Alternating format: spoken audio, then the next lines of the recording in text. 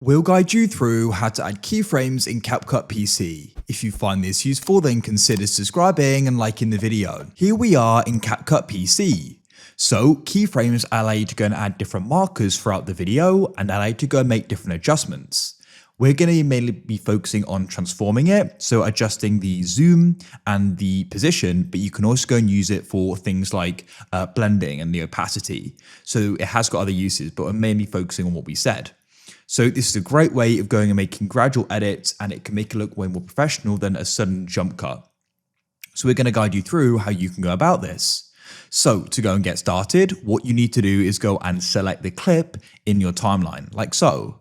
Now what you need to do is go and head to the top right and come into video and basic, and you want to go and find transform, click on it to go and expand it. So what you want to do is decide where you want to go and place the first keyframe and mark it. So you want to go to the right and you want to go and press on the add keyframe button like so. It's a little diamond icon right over where my mouse is. Click on it and you've now added the first. You're going to see a diamond icon appears in the clip.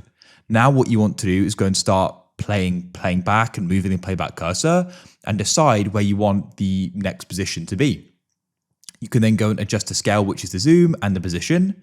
You can also go and use the points on the video preview itself. So I could go and start zooming in.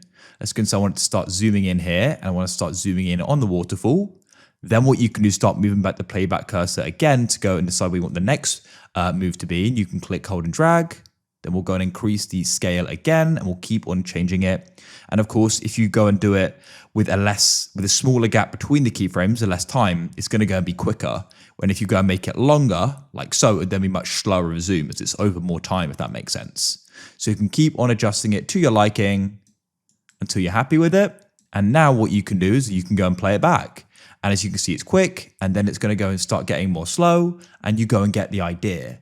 And you don't need to go and click the keyframe button every time, as now when you first start clicking on it, it will go and register you're using keyframes.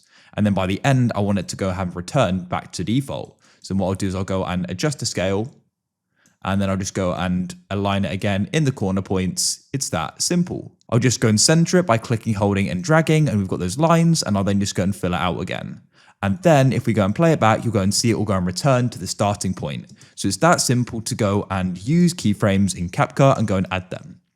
If you found this useful, then consider subscribing and liking the video. I look forward to help you again in the future with more guides. Have a great day and I'll catch you again soon. Goodbye for now.